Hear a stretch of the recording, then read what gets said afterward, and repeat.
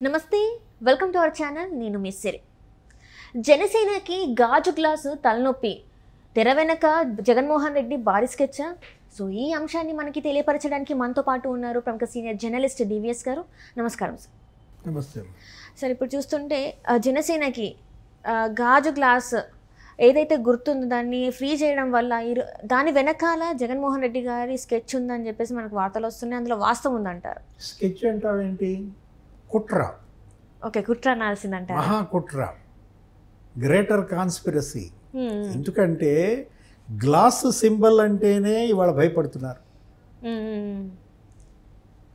Glass అంటే సైన్యం విరిగిన కొద్దీ పదునెక్కుతుంది ఎందులో డైలాగ్ అది ఇప్పుడు మనకు వచ్చేసిన అదేంటిది ఉస్తాద్ భగత్ సింగ్ లోది మన డైలాగ్ అనమాట ఆ డైలాగ్ విన్న దగ్గర నుంచి ఇక వీళ్ళకి కంపరం ఎత్తుతోంది అనమాట ఇక చెమటతో తడిసిపోతుంది అనమాట ఎట్లయినా సరే గ్లాసు దూరం చేయాలి గ్లాసును పగలగొట్టాలి అందుకే కదా ఆయన అనేది గ్లాస్ ఎక్కడో ఉండాలంటాడు సైకిల్ ఎక్కడో ఉండాలంటాడు పిచ్చి పట్టినట్టుగా బిహేవ్ చేస్తున్నారు కదా ఇప్పుడు జగన్మోహన్ రెడ్డి ఇవాళ ఆయనకి ఫీవర్ పవన్ కళ్యాణ్కి ఫీవర్ అది వేరే విషయం వచ్చాడు ఇక్కడ హైదరాబాద్లో ఉన్నాడు పవన్ కళ్యాణ్ ఫీవర్ దేవుడెరుగు 3 నెలల నుంచి జగన్మోహన్ రెడ్డికి పవన్ ఫీవర్ తగ్గడం లేదు అసలు పవన్ ఫీవర్ ఆయన అసలు టెంపరేచర్ అసలు నీకు థర్మామీటర్లో బద్దలైపోయేటట్టుందన్నమాట నోరు కళ్ళు తెరిచినా కళ్ళు మూసినా పవన్ కళ్యాణ్ బొమ్మ కనపడుతుంది జగన్మోహన్ రెడ్డికి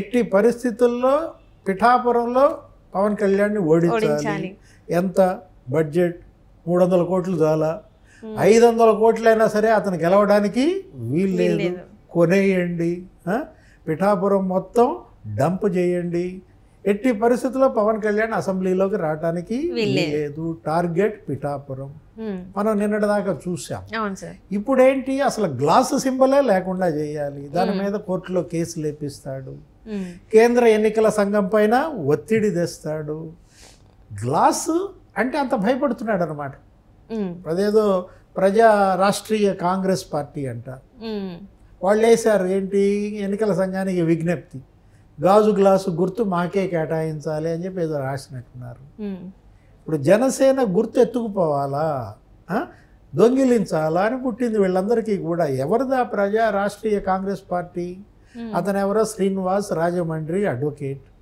అతను చీల్చగలడా ఓట్లని అతను ప్రభావితం చేయగలడా రాష్ట్రం మొత్తాన్ని జనసేన పార్టీ ఇవాళ అక్కడ మెయిన్ అపోజిషన్ తెలుగుదేశం తరువాత ఆంధ్రప్రదేశ్లో ఇవాళ జనసేన 10 ఏళ్లుగా ఉన్న పార్టీ ఇప్పుడు వాళ్ళు ఒక ఎలక్షనే పోటీ చేసింది ఎప్పుడు మొన్న ఎలక్షన్లోనే కంటెస్ట్ చేశారు ఇది 2వ ఎలక్షన్ మాత్రమే మొన్న ఎలక్షన్లో ఎన్ని ఓట్లు వచ్చాయి దగ్గర 6 to 8% వచ్చాయి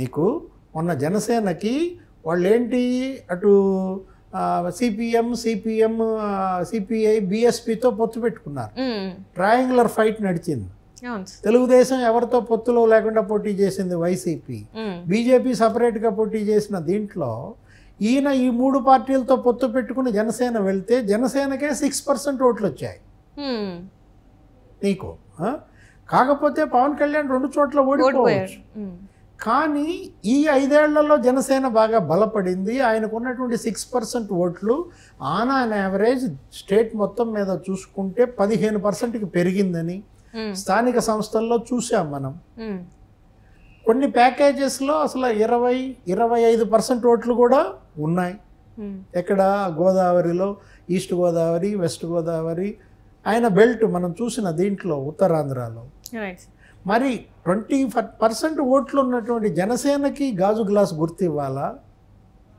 అసలు అకౌంటే ఓపెన్ చేయనటువంటి ఆ ప్రజా రాష్ట్రీయ కాంగ్రెస్ పార్టీ దానికి గాజు గ్లాస్ ఇస్తారా జగన్మోహన్ రెడ్డి కుట్ర కోణం చెప్తున్నాను ఇవాళ సింబలే ఎత్తుకుపోదామని చూస్తున్నాడంటే ఎంత భయపడుతున్నాడు జనసేన అనే భయం జగన్మోహన్ రెడ్డిని వెంటాడుతుంది అందుకే కదా ఆయన రాష్ట్రంలోకి రానియకుండా అడ్డం పడింది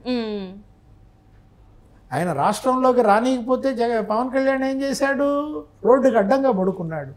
జగన్ మొండాడైతే పవన్ కళ్యాణ్ జగమొండి. ఏం చేశాడు? రోడ్డుకి అడ్డంగా పడుకుంటే రానిచ్చారా? రానిలేదా? విశాఖ ఎయిర్పోర్ట్లో మనం చూసాం ఏం చేశారు. ఆయన ఎయిర్పోర్ట్లో దిగంగానే మొత్తం గందరగోళం చేసి యుద్ధ వాతావరణం సృష్టించి 125 మంది జనసేన కార్యకర్తలు జైళ్లకు పంపారు. ఆయన జనసేన ప్లీనరీ పెట్టుకుంటే ఇప్పటంలో భూములు ఇచ్చారని 52 ఇళ్ళు కూల్చేశారు. భయం కాదంటావా? ఈ పనులన్నీ జగన్మోహన్ రెడ్డి భయం లేకుండా చేశాడా? భయపడుతూ చేశాడు. పవన్ కళ్యాణ్ అంటే భయం వల్లే 52 ఇళ్ళు ఇప్పటంలో కూల్చేశాడు. జనసేన అంటే భయం వల్లే విశాఖపట్నంలో 125 మంది జనసేన నాయకుల్ని జైలుకి పంపాడు. భయపడేవాడు రాజకీయాల్లో ఉండొచ్చా? జగన్మోహన్ రెడ్డిని ఇంకెవరో ఓడించవసరం లేదు. తెలుగుదేశం ఓడించవసరం లేదు, జనసేన ఓడించవసరం లేదు, బీజేపీ ఓడించవసరం లేదు. ఆయన భయమే ఆయన ఓటమికి కారణం అవుతుంది, ఓడిస్తోంది అన్నమాట. జగన్మోహన్ రెడ్డి తన నీడను చూసి భయపడే పరిస్థితికి వచ్చాడంటే పతనం పరాకాష్ఠకి చేరిందనమాట. గాజు గ్లాసు ఉన్నా జనసేన ప్రభంజనమే, గాజు గ్లాసు లేకపోయినా జనసేన ప్రభంజనమే అనమాట. అంటే ఇప్పుడు మీరు అంటున్నారు భయపడి ఇది చేస్తున్నారంటే ఎందుకు సార్? మరి భయపడాల్సిన అవసరం ఏముంది? తిను కరెక్ట్గా ఉంటే జనాలు తనకే ఓటేస్తారు కదా. తనకు ఈరోజు తన క్యాడర్లో ఉన్న ఒక మంత్రి వైసీపీ గుర్తుని మర్చిపోయే పరిస్థితి ఉంది ఇప్పుడు జనాలలో అని చెప్పేసి ఆ మంత్రి చెప్తున్నాడు. మరి దీన్ని అసలు ఎలా చూడాలి? ధర్మాన ప్రసాదరావు అన్నాడు ఆ మాట. ఏమని? మీ పార్టీ గుర్తేది, దేనికి ఓటేస్తావు? మా పార్టీ గుర్తేదంటే వాళ్ళు చంద్రబాబు ఓటేస్తామని చెబుతున్నారంట, సైకిల్ అంటున్నారంట, హస్తం అంటున్నారంట. అంటే కాంగ్రెస్ పార్టీ హస్తం గుర్తన్నా వాళ్ళకు గుర్తుంది కానీ వీళ్ళది ఫ్యాన్ గుర్తు వాళ్ళకి గుర్తు లేదు. అంటే వైఎస్ఆర్ కాంగ్రెస్ పార్టీ గుర్తు ఫ్యాన్ అని కొన్ని కోట్ల మందికి తెలియదు అనమాట. ఇది ఇవాళ వైఎస్ఆర్ కాంగ్రెస్ పార్టీ భయపడటానికి కారణం.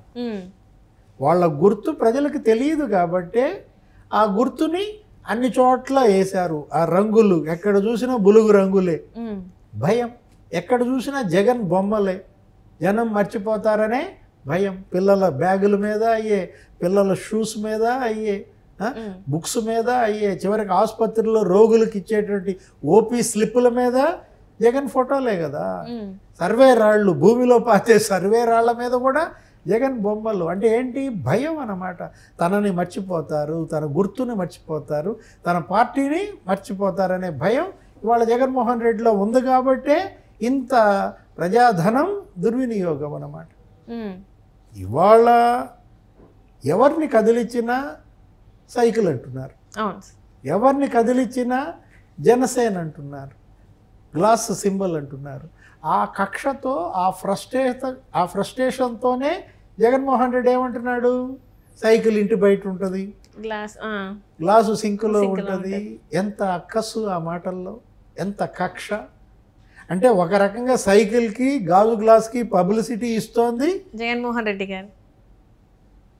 దీన్ని ఎందుకు సార్ మరి ఇంత కక్షపూరితమైన మాటలు చేస్తారు?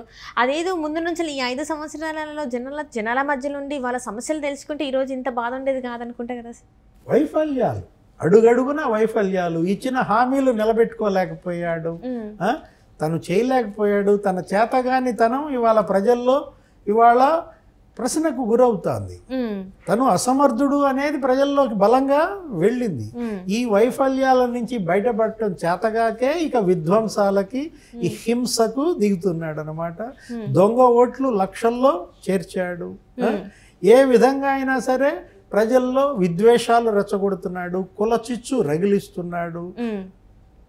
ఇలా కుల చిచ్చు రగిలించడం ద్వారా, విద్వేషాలు రెచ్చగొట్టడం ద్వారా మళ్ళా రేపొద్దున ఎన్నికల్లో కూడా హత్యలకు పాల్పడటం, కిడ్నాపులు చేయటం, స్థానిక సంస్థల ఎన్నికల్లో ఎలా అయితే భయోత్పాత హింసాత్మక చర్యలకి పాల్పడ్డారో వాటన్నిటినీ కూడా రేపొద్దున ఎన్నికల్లో కూడా మళ్ళీ రిపీట్ చేసే అవకాశం ఉంది. కాబట్టి కేంద్ర ఎన్నికల సంఘం దీనిపైన దృష్టి పెట్టాలి.